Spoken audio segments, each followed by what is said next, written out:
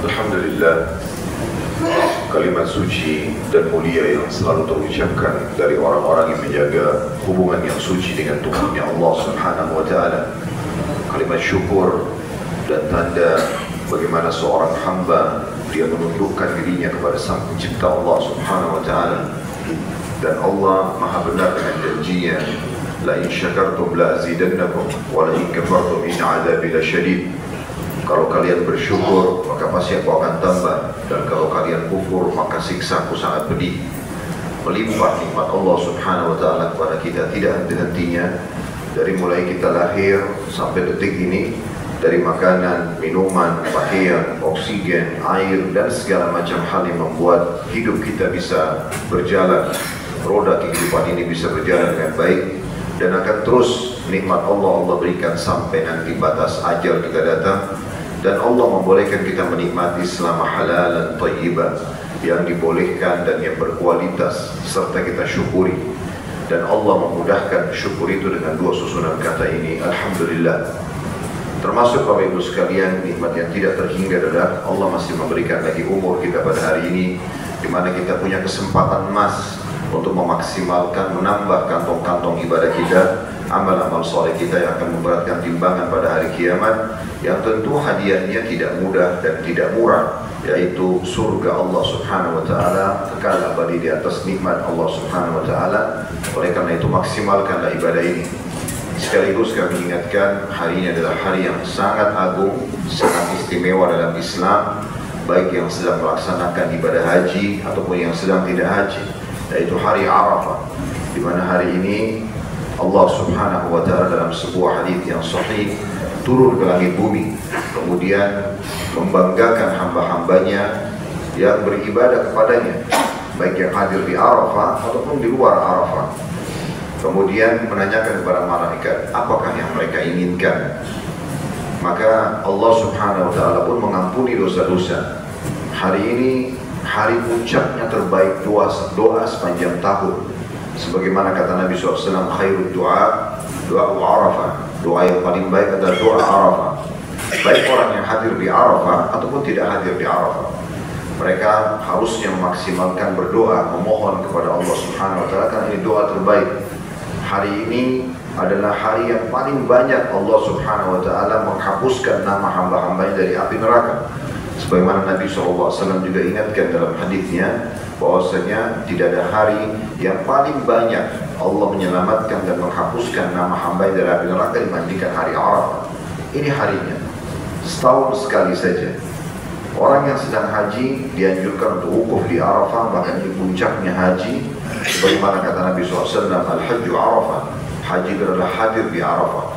Pemerintah Saudi pun, kalau di hari ini ada orang yang sudah niat haji, kemudian dia berhalangan, sakit misalnya, selama dia belum meninggal, maka dikenakan ihram, kemudian atau dipakaikan ihram, lalu dibawa dengan mobil ambulans. Yang penting dia hadir di Arafah wukuf, dan anjurannya sampai terbenam matahari.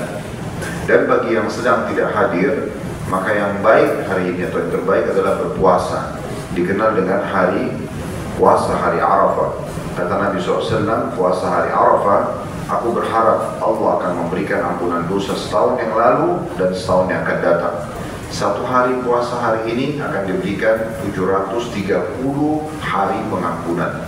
Bagi Bapak Ibu yang belum puasa misalnya, dan kebetulan memang Anda sendiri belum makan dan minum dari semenjak azan tadi, Anda masih bisa niat puasa. Karena puasa sunnah boleh diniatkan walaupun kita tidak niat dari malam hari. Seperti contoh adalah sabda Nabi SAW kepada Aisyah suatu hari dalam sebuah riwayat yang sahih. Beliau pulang ke rumahnya dan beliau menanyakan, apakah kalian memiliki makanan untuk hari ini? Kata Aisyah, tidak ada ya Rasulullah. Kata Nabi SAW, kalau itu hari ini saya puasa. Ulama mengambil sebuah hukum di sini, kalau puasa sunnah boleh diniatkan kapan saja, walaupun sudah siang hari, selama orang itu memang belum melakukan hal-hal yang membatalkan puasa, seperti makan, minum, ataupun hubungan biologi suami istri. Beda dengan puasa wajib, harus kita menginapkan niat dari malam harinya. Maka ini ibadah yang paling agung pada hari ini. Puasa sehari dapat pengampunan dosa 2 tahun. Itu juga doanya, itu juga dengan zikirnya.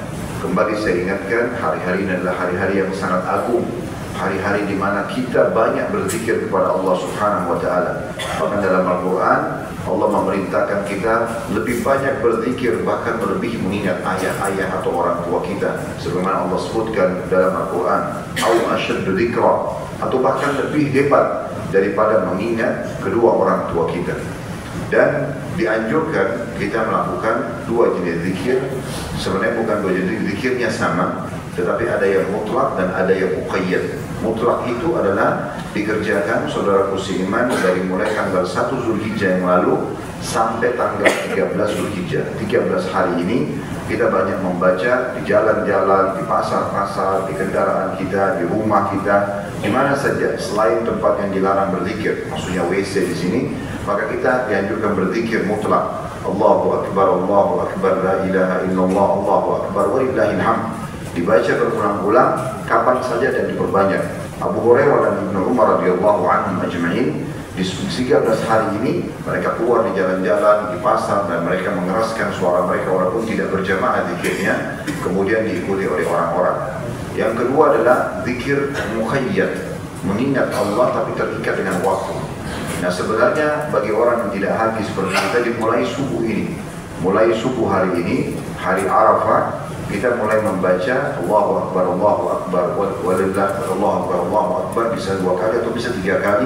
Allahu Akbar, Allahu Akbar, Allahu Akbar, la ilaha illallah, Allahu Akbar, walillahil hamd. Kalau yang tidak puasa, kalau yang tidak haji, mulai subuh hari Arafah hari ini, habis sholat wajib dan pun habis sholat sunnah, kita dianjurkan membaca ini sampai hari terakhir, hari tasyrik, tanggal 13. 5 hari ini kita dianjurkan membaca, hari ini tanggal 9 Zulhijjah, besok hari Raya Idul Adha tanggal 10, kemudian 3 hari sesudah ini dikenal dengan hari tasyrik, 11, 12, 13, memperbanyak zikir ini setiap kali habis sholat wajib ataupun sholat sunnah. Bagi jemaah haji dianjurkan mulai membaca zikir ini sholat duhur besok di hari Raya Idul Adha. Mereka mulai sholat karena mulai sholat pertama di Mina, setelah mereka nginap di Muzdalifah nanti malam, maka mereka sholat duhur pertama nanti di Mina, dan mereka membaca ini selepas sholat wajib dan sunnah sampai subuh hari raya, subuh hari tasyrik. Kalau kita sampai akhir hari tasyrik, tapi kalau orang jemaah haji hanya sampai subuh karena mereka di Mina, sholat terakhir mereka kerjakan adalah sholat subuhnya. Menjelang nanti zawal atau sudah menjelang duhur atau selepas duhur mereka sudah jumroh terakhir baru meninggalkan lokasi. Ini hari-hari yang agung, saudara seiman. Kalau hari-hari agung seperti ini Anda tidak tergerak hatinya untuk memperbanyak zikrullah, memperbanyak mendekatkan diri kepada Allah Subhanahu wa taala dengan berbagai macam ibadah, apa saja yang Anda bisa lakukan. Tapi tadi sudah kami sebutkan yang terbaik bagi jemaah haji tentunya ada yang mengerjakan ibadah haji, bagi yang tidak haji puasa hari ini dan memperbanyak zikir beberapa hari ini.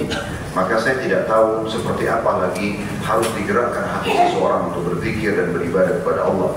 Oleh karena itu fahami baik-baik hukum-hukum agama seperti ini supaya tidak luput, karena ini hanya setahun sekali.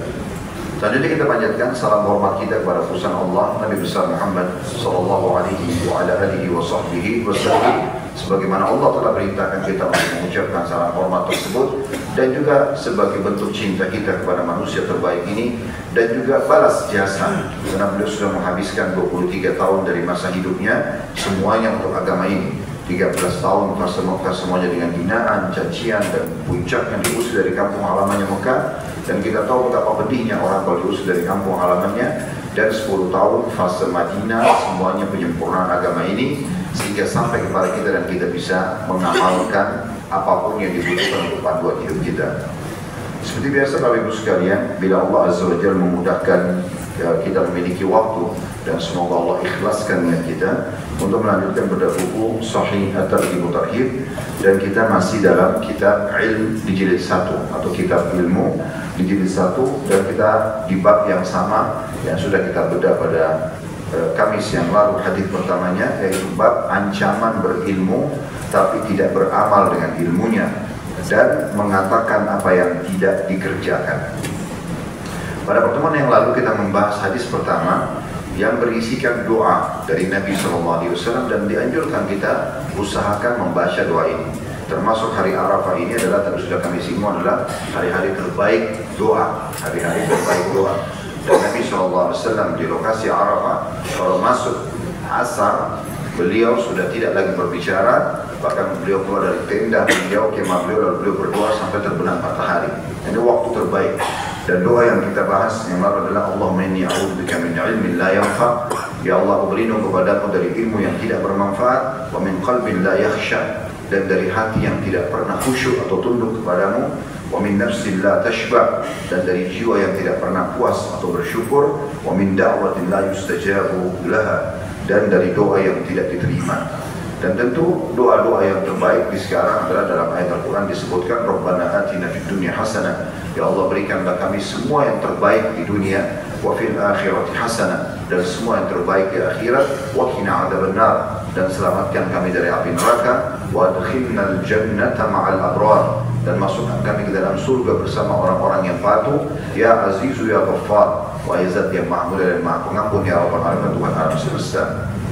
Kita akan masuk hadis kedua, saudara Siman, dalam bab ini.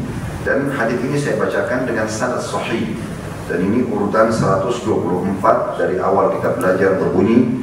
Dari Usama bin Zaid radhiyallahu anhuma. Saya mengatakan radhiyallahu anhuma karena Usama sahabat Nabi, Zaid ayah juga sahabat Nabi. Artinya dua-duanya semoga Allah ridhoi. Bahwa dia mendengar Rasulullah SAW bersabda, "Yujawu birrajuli yawmal qiyamah, fayulqa fin-nar, fatandaliku aqtabu, fayaduru kama yaduru al-himaru biraha atau biraha. Fatashtami'u ahlun nari alaihi, fayaqulun ya fulan, ma sya'nuk, alaysa kunta ta'muru bil ma'ruf wa tanha 'anil munkar?" Qala kuntu amurukum bil ma'ruf wa la ati wa anhaakum 'anil syarri wa ati. Artinya, seseorang laki-laki pernah datang atau seseorang akan didatangkan pada hari kiamat nanti, lalu dia akan dicampakkan ke dalam neraka atau dilemparkan dengan sangat keras dan usus-ususnya keluar dengan sangat cepat.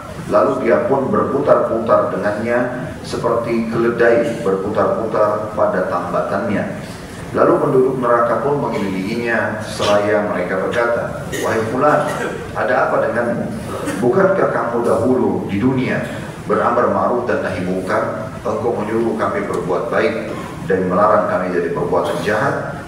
Dia menjawab, "Aku beramar ma'ruf kepada kalian atau menyuruh kalian berbuat baik, sementara aku sendiri tidak melakukannya. Dan aku bernahi mungkar, melarang kalian dari perbuatan salah kepada kalian, agar kalian meninggalkannya, sementara aku sendiri melaksanakannya atau melanggar apa yang aku sampaikan." Hadis ini seperti biasa, saudara Siman, kita coba mengorek mutiara ilmiah. Yang pertama, adanya bagian dari mukjizat Nabi Muhammad SAW. Ini pernah kita singgung di awal-awal kita membedah buku kita ini. Mukjizat adalah sesuatu yang Allah berikan kepada para nabinya untuk menguatkan dakwah mereka, dan biasanya sesuai dengan kondisi dan keadaan. Kalau yang terdekat misalnya Nabi Musa AS, di masa itu terkenal sekali mereka percaya dengan dukun-dukun dan sihir. Maka Allah datangkan mukjizat Nabi Musa mirip seperti mereka tapi mengalahkan mereka, seperti tongkat dilempar bisa menjadi ular, mengalahkan sihirnya para penyihir. Begitu juga tangan yang dimasukkan ke dalam kantong atau dibawa ke tiap beliau, kemudian kalau diangkat keluar cahaya yang sangat terang. Dan sekian banyak mukjizat-mukjizat yang luar biasa. Berubahnya sungai Nil menjadi darah kalau Fir'aun mau minum, adanya kata yang datang dan serangga yang datang untuk menyerang wilayah Fir'aun, dan mereka tidak bisa mendapatkan solusi kecuali minta tolong pada Musa, dan Musa AS berdoa kepada Allah agar dihilangkan dan hilang, dan sekian banyak mukjizatnya. Di masa Nabi Isa AS ini terkenal ilmu kedokteran. Manusia pada saat itu suka sekali mengembangkan ilmu kedokteran. Allah datangkan satu keajaiban yang tidak akan pernah bisa dijangkau oleh manusia. Nabi Isa AS lahir tanpa sperma, dan tiba-tiba saja ibunda Maryam, ibunya alaihissalam, hamil tanpa sperma. Ini keyakinan kaum muslimin, dan ini keajaiban luar biasa. Karena sampai sekarang dan sampai kapanpun menjelang hari kiamat, manusia sangat yakin tidak mungkin ada manusia lahir tanpa sperma. Ini tidak disentuh sama sekali wanita suci ini. Dan Allah menjelaskan dalam Al-Quran, sesungguhnya perumpamaan Isa di sisi Allah seperti Adam, diciptakan dari tanah, kemudian dikatakan kun fayakun, jadi maka jadilah. Maka Allah datangkan keajaiban ini untuk membantah pada saat itu orang-orang yang tidak beriman kepada Allah. Begitu juga waktu Nabi Muhammad SAW datang, orang Arab terkenal dengan sastranya. Maka Al-Quran datang mengalahkan semua jenis sastra yang ada. Namun Nabi Muhammad SAW memiliki mukjizat jauh lebih luas daripada nabi-nabi yang lainnya. Sebagai ulama ada yang menghitung sampai ratusan mukjizat Nabi Muhammad SAW. Namun umumnya dibagi menjadi dua. Yang pertama informasi yang Nabi SAW sampaikan, dan ini juga ada tiga bagian. Yang pertama ini adalah informasi tentang sesuatu yang sudah terjadi di masa lalu, seperti kisah tentang umat-umat sebelum kita. Kita temukan banyak dalam surah Al-Qasas, dalam surah Al-Anbiya, dijelaskan tentang masalah nabi-nabi dan umatnya sebelum kita. Kemudian apa yang sedang dibutuhkan oleh umat Islam di masa hidup mereka dari hukum-hukum. Kemudian apa yang akan terjadi nanti dia akan datang, seperti kejadian hari kiamat, prosesi kematian, adanya surga dan neraka dan rincian yang ada di sana. Ini mukjizat yang pertama, berupa informasi dibagi menjadi tiga bagian. Informasi yang telah lalu, apa yang dibutuhkan di saat itu, dan juga yang akan datang. Tentu ini ada rincian sendiri. Kami sudah jelaskan di kuliah YouTube kami tentang masalah mukjizat Nabi Muhammad SAW. Yang kedua adalah sesuatu yang nampak di masa hidup beliau, seperti beliau membelah bulan dengan jari telunjuknya SAW. Bapak Ibu bisa melihat surah Al-Qamar, surah nomor 54, 3 ayat pertamanya menjelaskan tentang masalah keajaiban itu. Begitu juga dengan beliau menyembuhkan penyakit sahabat ya, dengan cara mengusapnya atau menyembuhnya dengan ludah beliau. Begitu juga dengan bersaksinya pohon, ucapan salam batu, dan sekian banyak mukjizat. Nah, di dalam hadis kita ini ada bagian mukjizat itu. Kenapa banyak lebar saya jelaskan dari mukjizat? Karena memang ini adalah bagian daripada itu, yaitu mukjizat dalam bentuk informasi.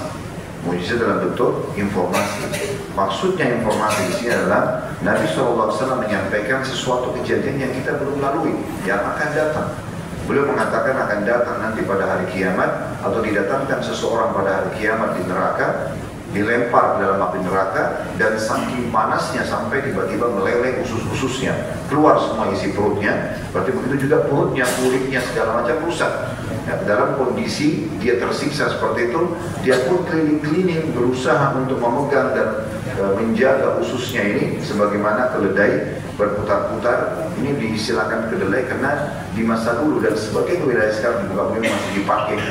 Zaman masa dulu mereka kalau membuat adonan roti, ditaruh adonan roti di tengah-tengah, lalu ada alat penggiling. Alat penggiling ini biasanya digunakan keledai. Keledai itu yang menarik alat giling itu supaya adonan tadi tergiling. Kalau di masa sekarang sudah ada teknologi dengan menggunakan mesin gitu ya.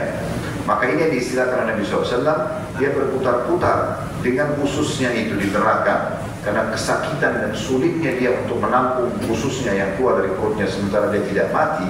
Dan itu seperti keledai yang memutar-mutar membuat adonan. Atau dia berputar-putar kalau keledai lagi diikat ditambat, misalnya diikat di satu pohon, dia mutar-mutar di situ. Nah, seperti itu kurang lebih gambarannya. Karena dia telah melakukan satu perbuatan yang menjadi judul bab kita ini. Ahli neraka diizinkan oleh Allah SWT datang sebagai mereka lalu bertanya, ada apa denganmu? Bukankah kamu dulu di dunia menyuruh kami berbuat kebaikan dan melarang kami dari kemungkaran? Maka dia mengatakan benar, tetapi dulu di dunia kalau saya suruh kalian berbuat baik, saya tidak melakukannya. Saya dulu melarang kalian dari berbuat mungkar, saya malah melakukannya. Ini adalah mukjizat dari Nabi SAW karena kita disampaikan informasi yang akan datang, kita belum tahu. Dan ini hal yang harus kita yakini sebagai mukjizat beliau. Pelajaran yang kedua, adanya api neraka. Dan api neraka juga Bapak Ibu sekalian sudah ada dari sebelum kita diciptakan. Sebagaimana surga juga sudah ada dari sebelum kita diciptakan. Kalau Anda pernah dengar hadis ini, alhamdulillah. Kalau Anda belum dengar, kata Nabi SAW, ini sebelum penciptaan manusia, jauh sebelum kita manusia. Allah menciptakan surga, kemudian memanggil Jibril. Tentu surga dengan berbagai macam hiasannya dan keindahannya. Lalu Allah memanggil Jibril, kemudian mengatakan pergilah ke surga itu dan lihat serta sebutkan, berikan pendapat. Maka Jibril pun ke surga melihat. Jibril ini pemimpin para malaikat. Dia tahu bagaimana keagungan dan besarnya ciptaan Allah di seluruh muka alam semesta ini, bumi dan juga di langit-langit sana. Maka dia kembali lalu mengatakan, waktu Allah tanya bagaimana, dia mengatakan, ya Allah, saya yakin tidak ada satupun hambamu yang mendengar surga saja, mendengar, belum melihatnya, mendengar saja, kecuali dia pasti akan berusaha untuk masuk ke dalamnya. Lalu Allah ciptakan neraka, dan Allah pun kemudian menyuruh Jibril untuk pergi melihatnya, dan Jibril melihat lalu kembali. Lalu Allah mengatakan bagaimana? Dia mengatakan tidak ada seorang hamba pun yang mendengar neraka saja, kecuali dia pasti akan berlindung darinya atau menyelamatkan diri darinya. Lalu Allah menghiasi surga dengan hal-hal yang tidak disukai, karena dia harus patuh, mengerjakan kewajiban, meninggalkan yang dilarang. Nah, itu dihiasi surga dengan itu. Sementara neraka dihiasi dengan hawa nafsu. Orang mau berbuat apa saja, mau membunuh, mau menggibah, mau memfitnah, mau mencuri, masuk neraka semua itu. Maka kemudian Allah suruh Jibril lihat yang kedua kalinya. Setelah Jibril kembali, Jibril mengatakan setelah lihat surga, ya Allah, aku tidak menyangka ada hambamu yang bisa masuk dalam surga dengan ujian seperti ini, banyak perintah dan larangan. Sementara aku tidak yakin juga ada hambamu yang selamat dari neraka, karena luar biasa, ya banyak sekali dihiasi dengan hawa nafsu. Surga dan neraka sudah ada, Bapak Ibu sekalian. Bahkan banyak riwayat yang menjelaskan kepada kita tentang kebenaran ini. Di antaranya sabda Nabi SAW dalam hadis yang sahih, tidak ada seseorang yang memohon kepada Allah surga dalam sehari 3 kali, riwayat lain 7 kali, kecuali surga akan merespon secara langsung seraya mengatakan, ya Allah, sungguhnya hamba fulan memohon agar masuk ke dalamku, maka masukkanlah ke dalamku. Dan tidak ada seorang pun yang berlindung dari api neraka 3 kali dalam sehari atau 7 kali, kecuali neraka akan merespon selain mengatakan, ya Allah, sungguhnya hamba fulan berlindung dariku, maka selamatkan dia dariku. Jadi surga dan neraka sudah ada, Bapak Ibu sekalian. Dan ada satu orang ikut berperang dan baru masuk Islam di perang Khaybar. Dalam buku-buku sejarah tidak disebutkan nama orang ini, hanya disebutkan kisahnya. Itu sebatas ilmu kami tentunya.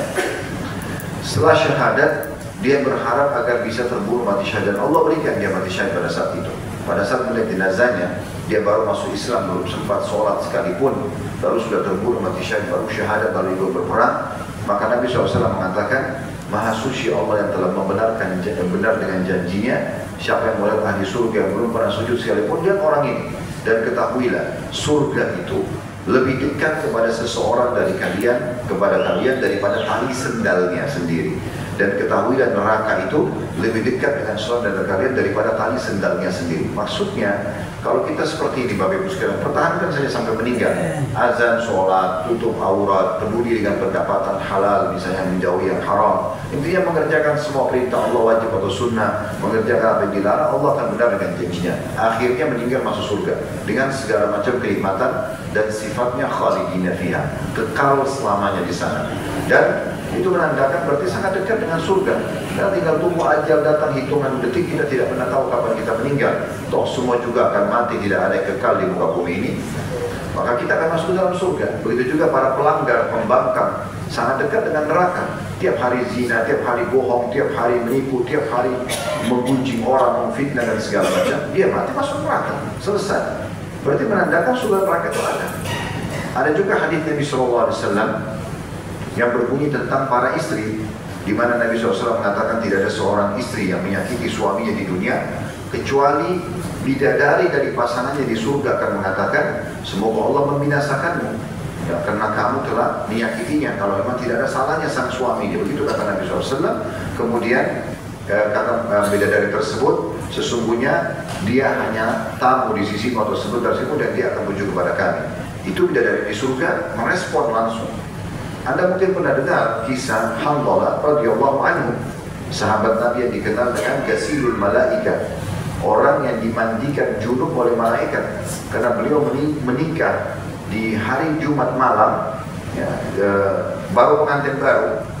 Habis sholat subuh, terjadi interaksi biologis antara dia dengan istrinya, belum sempat mandi junub, di waktu duha, itu ada seruan untuk memanggil kaum muslimin laki-laki berjihad di Uhud. Maka beliau pun langsung pakai baju perang dalam kondisi masih junub, lalu berperang dan terbunuh di jalan Allah. Waktu melihat jenazahnya, maka Nabi SAW mengalihkan pandangan mata beliau. Semua jenazah Nabi lihat wajah-wajah para syuhada kecuali Hanzalah. Maka para sahabat mengatakannya, Rasulullah, ada apa dengan Hanzalah? Terjadi sesuatu yang buruk pada dia? Kata Nabi SAW, tidak. Tapi aku diperlihatkan oleh Allah, istrinya dari bidadari surga datang menjemputnya. Itu menandakan sudah ada surga itu. Dan memang ada, dia sudah siap untuk dihuni. Ada para bidadari-bidadari yang sudah dijanjikan, dan itu semuanya benar.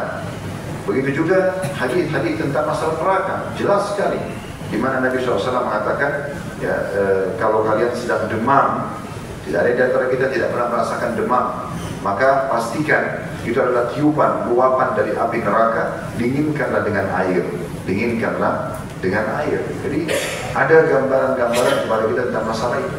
Dan juga kata Nabi SAW, sesungguhnya neraka dalam sebuah hadis yang hasan, sesungguhnya neraka itu mengeluh kepada Allah tentang panasnya, karena sebagian memakan yang lainnya.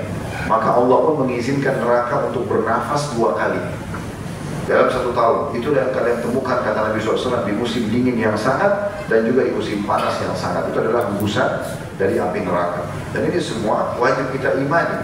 Wajib kita imani, masuk dalam bagian rukun iman yang kelima, iman kepada hari kiamat. Nah, ini salah satunya di mana Nabi SAW mengingatkan kepada orang-orang yang suka menyampaikan agama Allah, yang menyuruh orang pada kebaikan, melarang orang dari kemungkaran, tapi dia sendiri justru tidak melakukan kebaikan dan dia malah melakukan pelanggaran-pelanggaran.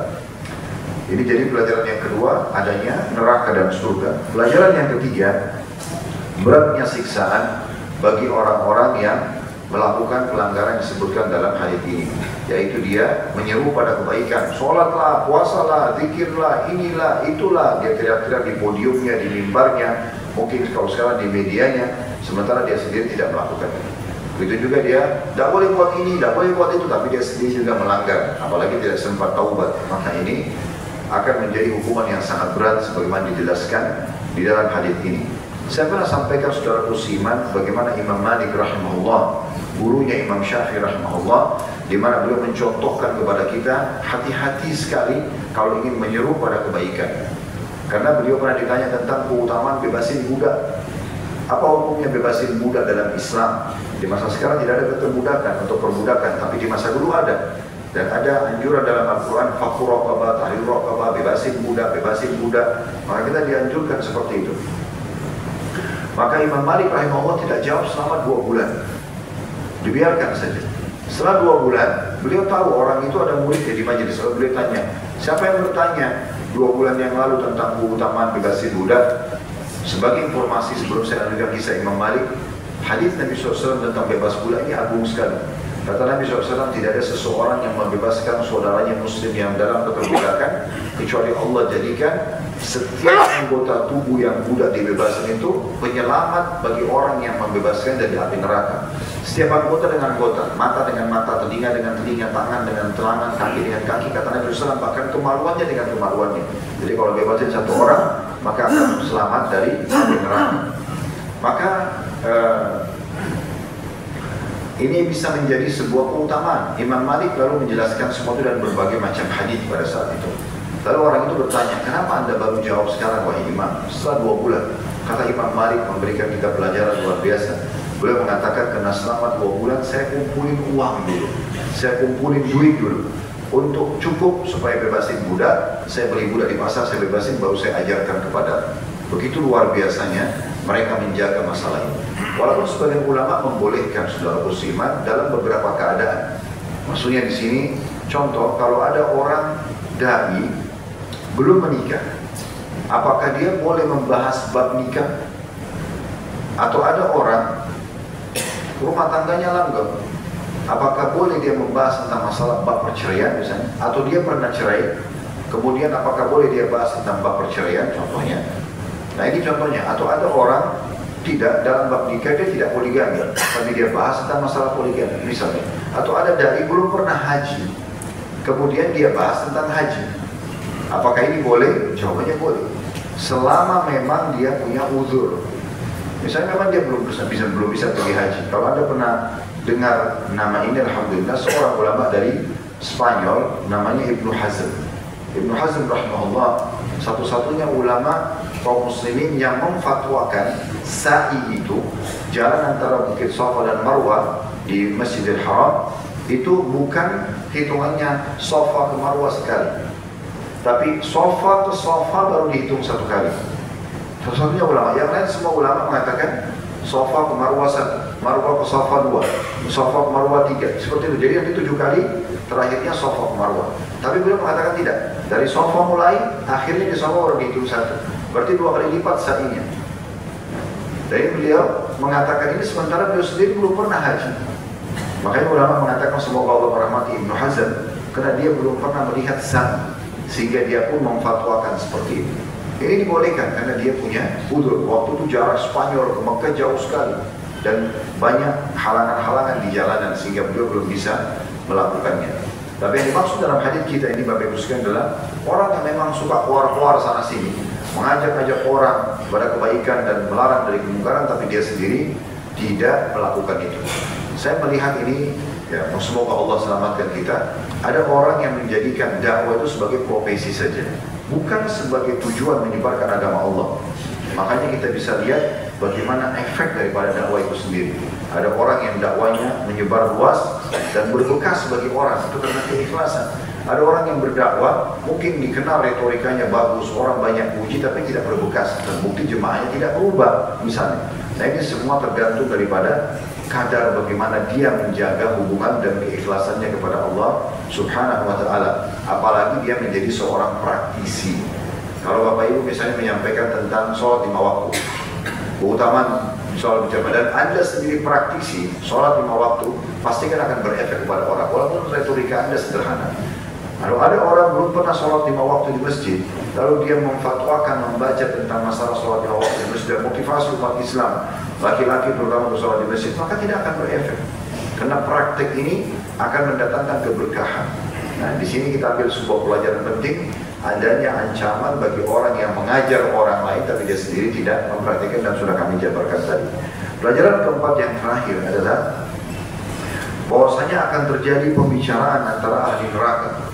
Dan memang Allah sebutkan dalam Al-Quran di beberapa ayat tentang akan ada takhasum ahli nar, pembicaraan dan perdebatan di antara ahli neraka. Tentu itu terjadi sementara mereka disiksa.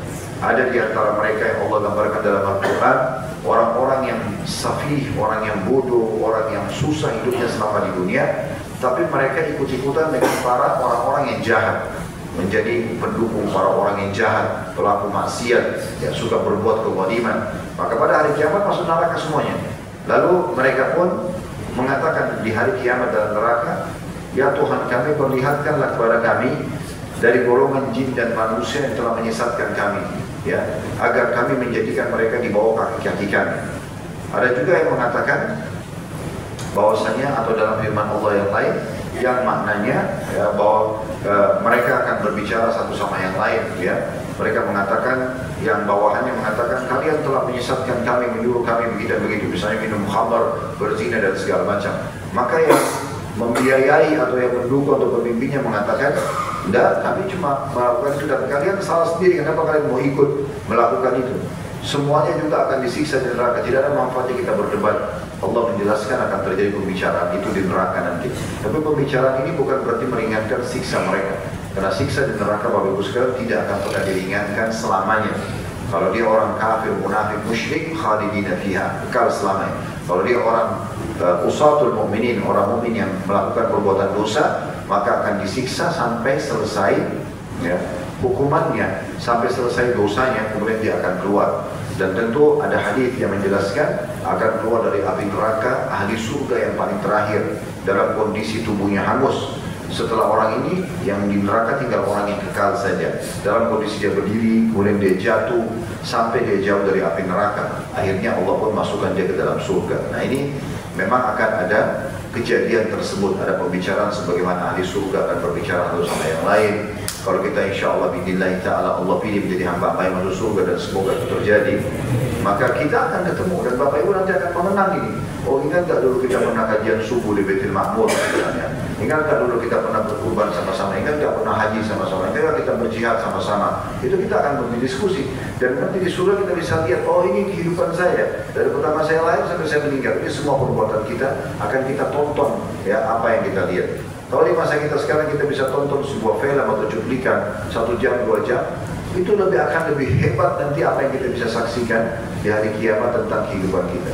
Sebagaimana ahli neraka juga sama, mereka tidak akan pernah bisa pungkiri perbuatan-perbuatan mereka karena terekam semuanya. Makanya di hari kiamat nanti ada orang-orang kafir akan mengatakan tentang buku yang mereka terima, mali hadzal kitab la yughadiru saghiratan wala kabiratan illa ahsaha. Buku apa yang kami terima ini?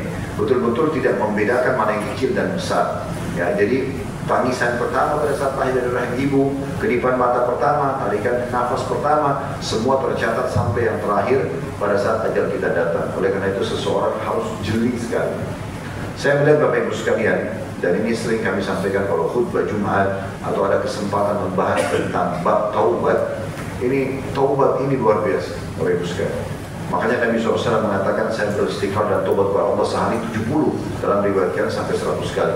Ini saya melihat sebuah bonus dan hadiah termahal bagi kaum muslimin atau untuk umat Islam dari Allah Subhanahu wa taala. Bahkan orang-orang kafir pun selama mereka taubat meninggalkan kafirannya dan beriman kepada Allah. Karena dengan taubat apapun yang nanti menjadi penyebab orang bisa masuk ke neraka itu bisa dihapus oleh Allah Subhanahu wa taala. Makanya Nabi SAW mengatakan at-taibu minadz dzambi kaman la dzamba lahu. Orang yang taubat dari sebuah dosa maka seperti tidak ada dosanya sama sekali. Oleh karena itu kita bisa gunakan sebagai senjata kita, kekuatan kita untuk memaafkan dan menghilangkan kesalahan-kesalahan masa lalu supaya tidak masuk dalam api neraka. Bapak Ibu sekalian, tolong jangan dianggap remeh tentang masalah bahasan neraka dan surga. Ini besar sekali. Bahasan ini sesuatu yang besar. Inilah tujuan utama orang-orang beriman agar masuk ke dalam surga dan selamat dari api neraka. Tidak ada yang lebih mahal daripada perbuatan ini. Itu tujuan utama. Kalau makan, minum, tidur, punya rumah di dunia, punya kedudukan, ini kecil sekali. Semua akan ditinggalkan. Tapi ada sesuatu yang besar yang kita sedang kejar di sana. Jadikan itu sebagai target. Orang yang jadikan target surga agar dia masuk ke dalamnya dan selamat dari api neraka, kita akan menemukan hidupnya selalu tertata dengan rapi. Karena dia akan selalu mengontrol penglihatannya, pendengarannya, tangannya, kakinya, kemaluannya hanya pada hal-hal yang bisa membawanya ke dalam surga dan menyelamatkan dari api neraka. Dan pasti dia akan jadi orang baik. Karena ahli surga itu pasti jadi baik. Dia akan jujur, dia akan amanah, dia akan tanggung jawab, dia akan bakti sama orang tua, dia akan ramah, dia akan dermawan, dia akan pemaaf dan seterusnya. Ahli neraka sudah tahu, pasti suka ganggu orang, mencuri, berbohong, menipu dan segala macam hal. Oleh karena itu kita harus menentukan jalan kita sendiri. Bapak Ibu sekalian rahimani wa rahimakumullah. Hadis ketiga dalam bab ini dengan sanad sahih dan ini urutan 125 dari awal belajar berbunyi. Dikatakan di sini dan dia berkata, maksudnya masih sahabat yang sama yaitu Usama bin Zaid radhiyallahu anhu. Dan aku mendengarnya bersabda, saya mendengarkan Nabi SAW bersabda, marartu lailata usriya bi aqwamin tuqradu shifahuhum bimaqarida min nar. Qultu man haula'i ya Jibril? Qala khutaba'u ummatika alladziina yaquluna ma la yaf'alun. Pada malam aku sedang diisrakan, aku melewati satu kaum yang mulut mereka dipotong dengan gunting dari api neraka. Aku bertanya, siapa mereka wahai Jibril? Maka Jibril AS mengatakan, ahli khutbah atau para penceramah di kalangan umatmu yang mengatakan apa yang tidak mereka perbuat. Hadis ini sahih diriwayatkan oleh Bukhari, Muslim dan ini lafaz Imam Muslim. Kemudian masih di nomor yang sama ada tambahannya diriwayatkan pula oleh Ibnu Abi Dunya, Ibnu Hibban dan Al-Baihaqi dari hadis Anas radhiyallahu anhu. Ibnu Abi Dunya dan Al-Baihaqi dalam satu riwayat lain milik keduanya menambahkan wa yaqra'una kitaballahi wa la ya'maluna bihi. Mereka membaca kitabullah Al-Quran tapi mereka tidak mengamalkan isinya. Al-Hafidh berkata rahimahullah, hadis-hadis senada akan datang dalam bab ancaman bagi orang yang menyuruh berbuat baik dan melarang berbuat mungkar sementara perbuatannya menyelisihi ucapannya dalam kitab hudud. Nanti akan dibahas di beberapa jilid ke depan insyaAllah. Hadis ini memberikan pelajaran kepada kita yang pertama adanya kejadian Isra dan Mi'raj. Dan Allah sebutkan satu nama surah dalam Al-Quran, surah nomor 17 dinamakan surah Al-Isra. Dan tentu tidak asing bagi kita kejadian Isra dan Mi'raj. Hanya saja saya ingin berbagi informasi bahwasanya Isra dan Mi'raj ini adalah hiburan Allah Subhanahu wa taala kepada Nabi Muhammad SAW. Ini salah satu tujuan Isra dan Mi'raj. Tentu tujuannya sangat banyak. Di diterimanya syariat sholat misalnya. Tapi yang disebutkan di sejarah adalah ini lebih kepada hiburan Allah kepada Nabi Muhammad SAW. Karena kejadian Isra Mi'raj terjadi di Amul Huzn, di tahun kesedihan namanya. Karena di tahun itu terjadi kematian dua orang yang membela dakwah Islam. Paman Nabi SAW Abu Thalib walaupun meninggal dalam keadaan kafir.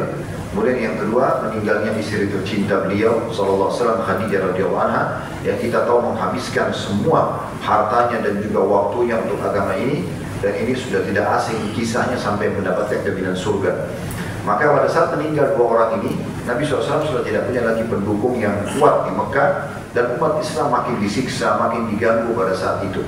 Maka Nabi SAW pun menuju ke kota Taif untuk menyampaikan dakwah, tapi di kota Taif pun beliau ditolak, seraya dilempari batu kaki kanan dan kaki kiri beliau, sehingga beliau keluar dari kota Taif dan berkata di bawah sebuah pohon, "Ya Allah, kemana akan Engkau arahkan hidupku? Kepada masa depan yang belum jelaskan, atau kepada musuh-musuh yang akan menguasaiku? Tapi kalau Engkau tidak marah padaku, ya Allah, aku tidak akan peduli."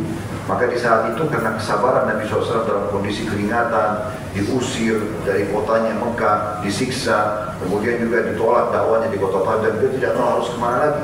Apalagi jalan dari Mekah ke waktu itu jalan kaki.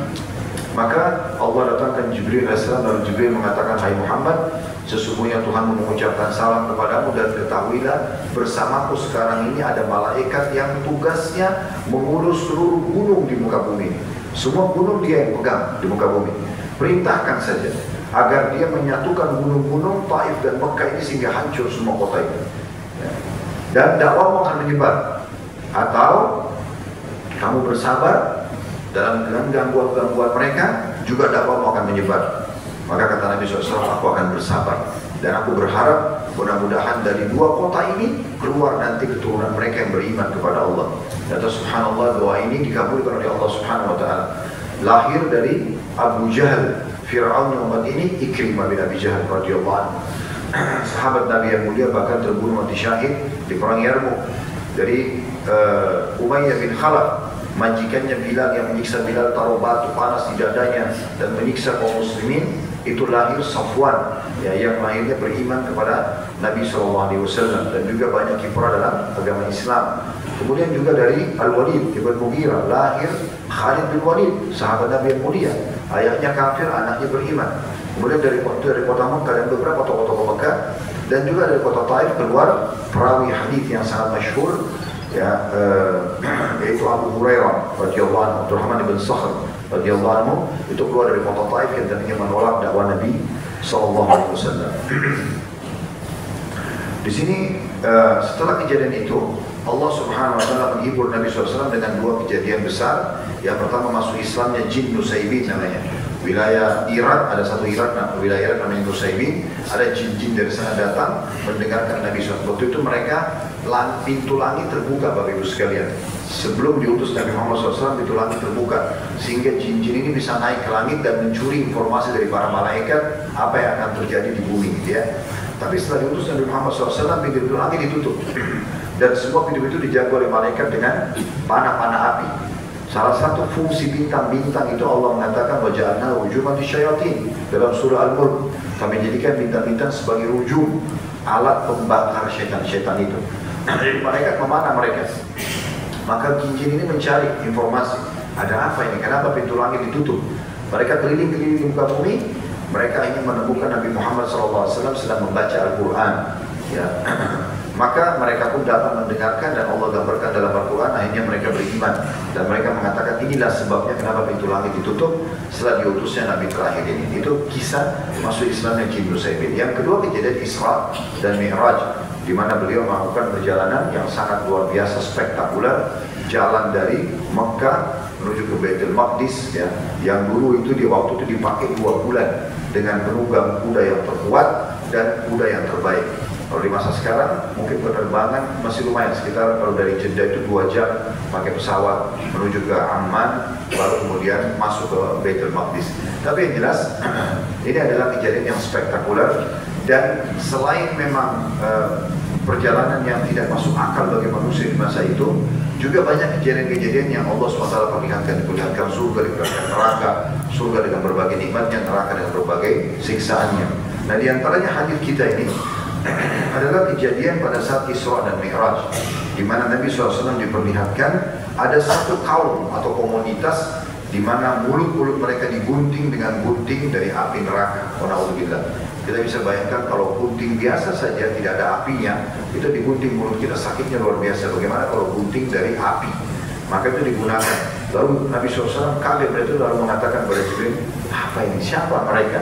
Maka Jibril menjelaskan mereka adalah khutbah umat, para penceramah dari umatmu.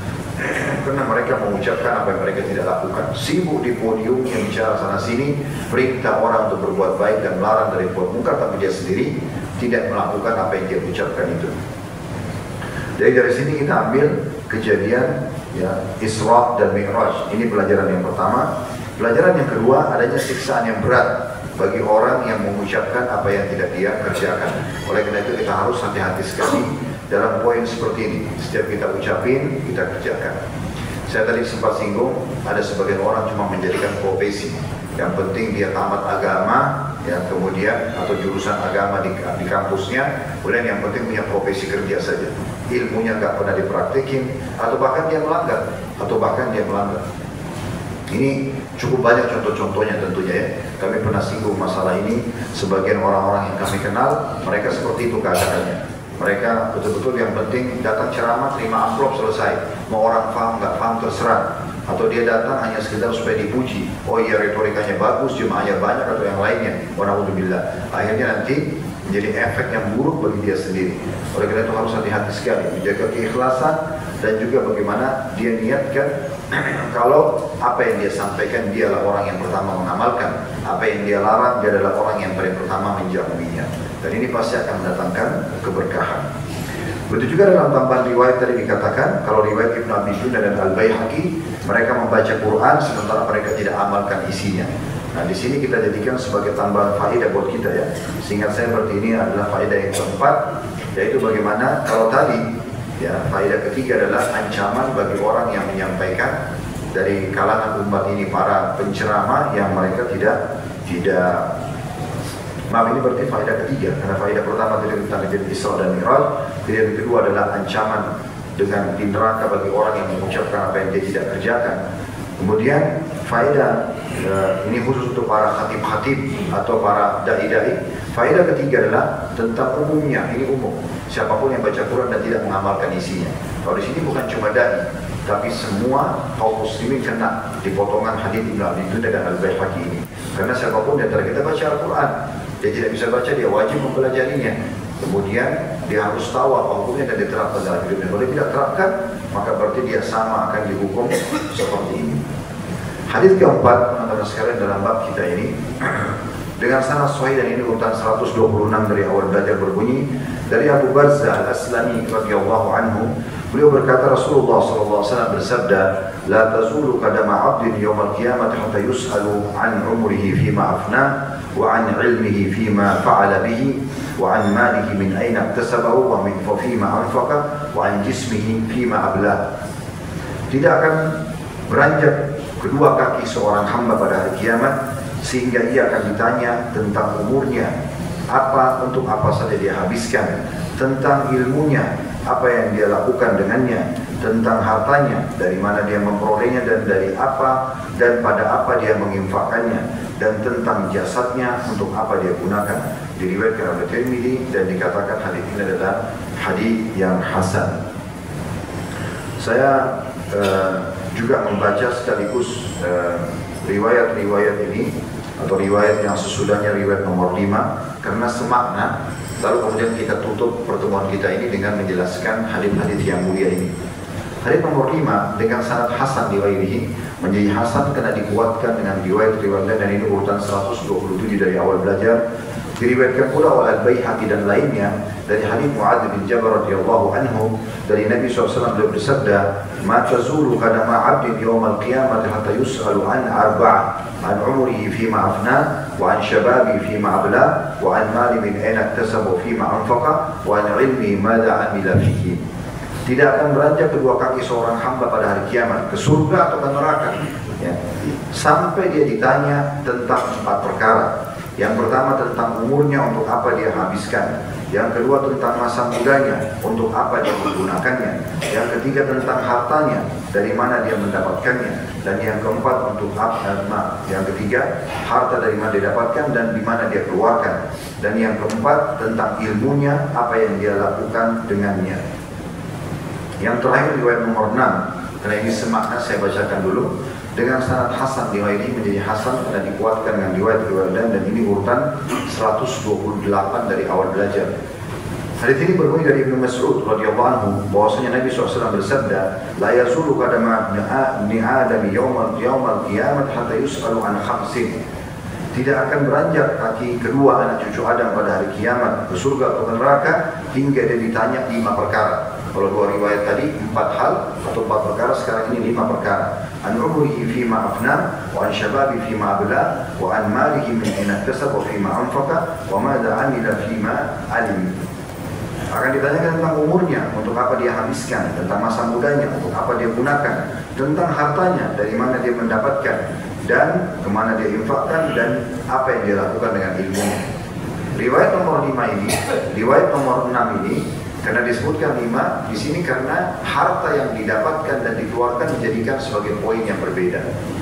3 buah riwayat ini, teman-teman sekalian, sebagai penutupan bahasan kita pada pagi ini, insyaallah memberikan pelajaran kepada kita bahwasanya pada hari kiamat nanti akan ada pertanyaan-pertanyaan yang diberikan kepada kita. Semua akan diminta pertanggungjawabannya, baik itu nikmat ataupun dosa. Kenapa nikmat itu ada dan kemana kita gunakan, ya, bagaimana kita mensyukurinya, dan begitu juga dengan siksaan, ya, di neraka. Kenapa kita melanggar sehingga masuk ke dalam neraka? Sebagai contoh, Nabi Muhammad SAW dalam sebuah riwayat pernah Bapak Ibu sekalian keluar dalam kondisi beliau lapar. Lalu beliau tidak punya makanan di rumah dan beliau ingin ke rumah salah satu sahabatnya untuk makan. Begitu keluar, ternyata lewat depan rumah Abu Bakar juga keluar dari rumahnya. Lalu Nabi SAW tanya, apa yang membuatmu keluar, hai Abu Bakar? Dia bilang, lapar ya Rasulullah. Kata Nabi SAW, sama dengan saya, ikutlah. Kemudian lewat depan rumah Umar juga keluar. Lalu Nabi SAW tanya, kenapa Umar? Nabi SAW mengatakan lapar, yang ingin mencari makanan. Ya, kemudian ikutlah Umar bersama Nabi SAW dan Abu Bakar. Lalu mereka mendatangi rumah seorang dari Ansar dan datang ke sana. Kebetulan orang ini lagi tidak di rumah. Beliau mengucapkan salam. Begitu istri orang itu tahu, maka beliau pun menyambut dengan meriah. Kemudian menyuruh untuk mempersilakan Nabi SAW duduk di sebuah tempat dengan Abu Bakar dan Umar. Dan dia pergi menyampaikan pada suaminya yang ada di kebun kurmanya di saat itu. Lalu sang suami ini datang segera dengan membawa kurma dengan tangkainya. Ini karena kalau orang Arab biasa mau memuliakan tamu, dia bukan memetik kurma itu, tapi dia membawa dengan tangkainya. Maka dia bawa pada Nabi SAW dan Nabi mengatakan, cukup, harusnya tidak perlu seperti ini, sudah cukup dengan kau memetiknya saja. Lalu kemudian dia pun menghidangkan makanan buat Nabi SAW, berbagai macam makanan dan minuman. Setelah Nabi SAW kenyang bersama Abu Bakar dan Umar, beliau lalu mengatakan, sungguh nikmat-nikmat seperti ini akan ditanyakan kepada kalian pada hari kiamat. Tiap hari Bapak Ibu minum hilangkan dahaga, tiap hari kita makan hilangkan lapar, mencicipi yang manis, yang gurih, yang pedas, semua akan ditanya oleh Allah Subhanahu wa Ta'ala, halal atau tidak, dari mana, dan berlebihan atau tidak, semua akan ditanya. Semua akan ditanya pada hari kiamat.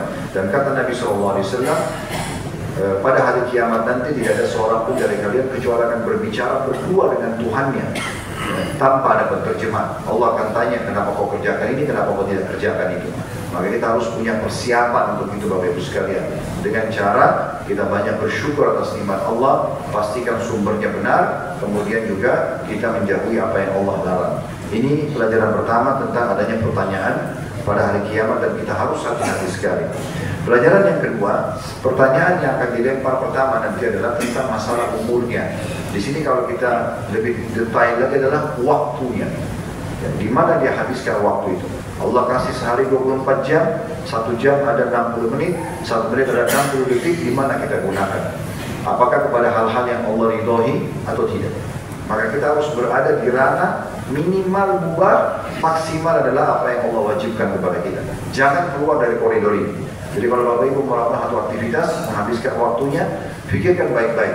Ini minimal mubah. Mubah itu artinya dibolehkan saja, seperti makan, minum, berolahraga, itu minimal. Jangan lebih daripada itu. Jangan sampai misalnya berbuat dosa atau maksiat misalnya. Karena memang ini akan ditanya oleh Allah Subhanahu Wa Taala pada hari kiamat nanti.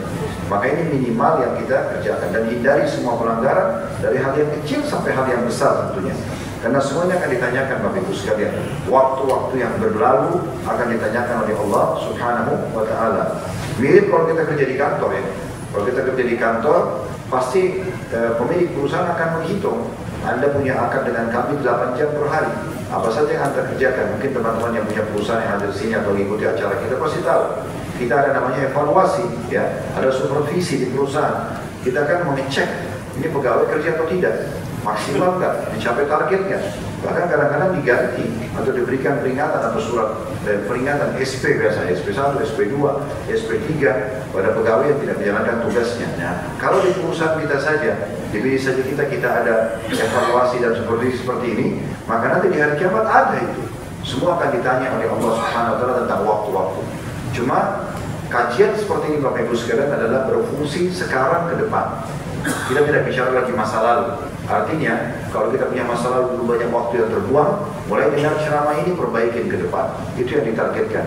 Dan kita tadi sudah sebutkan ada satu pintu yang bagus, yaitu pintu taubat, bertobat kepada Allah pada waktu-waktu yang tersia-sia yang lalu. Sekarang kita tutupin ke depan dengan hal-hal yang baik. Pelajaran ketiga adalah pertanyaan kedua yang akan ditanyakan tentang ilmunya, di mana dia amalkan. Ya, ini di hadis nomor 4, sementara di hadis nomor 5 dan 6 ilmu ini dijadikan urutan yang terakhir. Tapi di sini bukan sedang membahas urutannya, yang penting pertanyaannya. Maksudnya Bapak Ibu dengarin sekarang hadis seperti ini, 1 jam kurang lebih kita ceramah tentang masalah tidak boleh mengucapkan apa-apa yang tidak kita kerjakan, atau kita melanggar apa yang kita larang kepada orang lain, itu akan jadi kena hukuman hari kiamat. Ini bukan hanya sekedar dengar Bapak Ibu sekalian, tapi akan ditanya oleh Allah. Kau kan pernah dengar ini? Kau kan pernah dengar azan? Kamu kan pernah dengar terjemahan Al-Quran? Nah, Allah akan tanya, lalu kenapa kau tidak amalkan? Nah, ini akan ditanya, ya. Oleh karena itu harus hati-hati sekali. Ilmu ini harus diamalkan. Pelajaran keempat yang bisa diambil, pertanyaan ketiga, yaitu tentang hartanya. Khusus harta, dua ditanya. Dari mana sumbernya, kemana dikeluarkan. Izinkan kami mengingatkan kembali, pernah kami sampaikan mungkin kalau nggak salah bulan lalu tentang masalah ini. Sumber pendapatan yang terbaik, ya, dan akan selamat dari pertanyaan hari kiamat adalah sumbernya halal, keluar pada halal. Bapak Ibu kerja halal, punya pendapatan halal dari bisnis, dari pendapatan kerja misalnya, lalu kita keluarkan juga pada yang halal, nafkahi keluarga, infak, sedekah misalnya, bantu orang miskin, sedekah keluarga, jihad dan segala macam. Ini yang terbaik. Yang kedua, setengahnya pahala, setengahnya dosa. Sumbernya halal, kemudian dia keluarkan pada maksiat, dia pakai bersihnya, dia pakai judi. Setengahnya pahala, setengahnya dosa. Yang ketiga, dua-duanya dosa. Sumbernya haram, hasil manipulasi data, korupsi, pencurian, dipakai umroh ataupun haji. Ini akan jadi dosa. Ini kata Nabi SAW, tidak ada orang yang menyumbang atau mengeluarkan hartanya pada maksiat kepada Allah kecuali akan menambah dosanya. Walaupun dipakai umroh atau haji atau nafkah buat keluarganya. Yang terakhir, yang keempat, yang paling buruk, sumbernya haram dari hasil curian dan manipulasi atau korupsi, lalu dipakai haram lagi, dipakai zina dan dipakai judi. Ini semua akan ditanya oleh Allah Subhanahu Wa Taala hari kiamat. Kita tidak boleh pelit teman-teman. Jangan difahami di sini oh berarti saya harus perhitungan. Bukan. Justru kita royal, tetapi pada hal yang dibolehkan, pada hal yang dibolehkan. Yang terakhir kita tutup, yaitu akan dipertanyakan pertanyaan keempat. Dan ini faedah kelima tentang masalah jasadnya, di mana dia habiskan. Di sini juga ada pertanyaan tentang di hadis yang nomor 5 dan 6 adalah tentang masa mudanya, di mana dia habiskan. Jadi di sini jasad dan masa muda kurang lebih hampir sama, tetapi kalau kita pecah menjadi dua bagian sebagai penutup, masa muda maksudnya kita habiskan masa energi kita. Kita sudah tidak asing, makin bertambah umur mungkin makin lemah, tubuh kita makin lemah, ya fisik kita, dan juga makin lemah pikiran mungkin seperti itu. Lebih beda dengan masa muda. Maka di masa muda, masa energi justru itu masa-masa di mana kita sholat, ya, di mana kita haji, di mana kita menuntut ilmu, ya. Jangan sampai nanti sudah akhir hayat baru kita mau memperbaiki keadaan kita. Justru harus kita dari awal masa muda. Itu akan ditanya oleh Allah Subhanahu wa Ta'ala. Sementara riwayat nomor 4 tadi itu menyebutkan tentang masalah jasadnya, maksudnya selama dia sehat, gimana dia gunakan, apa saja dia gunakan. Kebanyakan maksiat Bapak Ibu sekalian, ini sebagai penutup bahasan kita, kebanyakan maksiat terbuka justru pada saat jasad lagi sehat dan banyak waktu lowong. Mulai dari depan TV, nonton dari tontonan satu ke nonton yang lain. Padahal sebenarnya sehat itu dan waktu lowong digunakan harusnya dengan ketaatan kepada Allah Subhanahu wa Ta'ala, sehingga tidak ada penyesalan nanti pada hari kiamat. Ini bahasan kita Bapak Ibu sekalian, dan insya Allah kita akan lanjutkan nanti ke depannya di hadis nomor 7, masih di bab yang sama, dan di sini ada kurang lebih 11 buah nomor urut hadis. Semoga bermanfaat, dan kalau benar dari Allah silakan diambil dan diamalkan. Kalau salah dari saya tolong dimaafkan, dan saya beristighfar kepada Allah Subhanahu wa Ta'ala. Subhanakallah wa bihamdika, asyhadu an la ilaha illa anta, astaghfiruka wa atubu ilaik. Wassalamualaikum warahmatullahi wabarakatuh.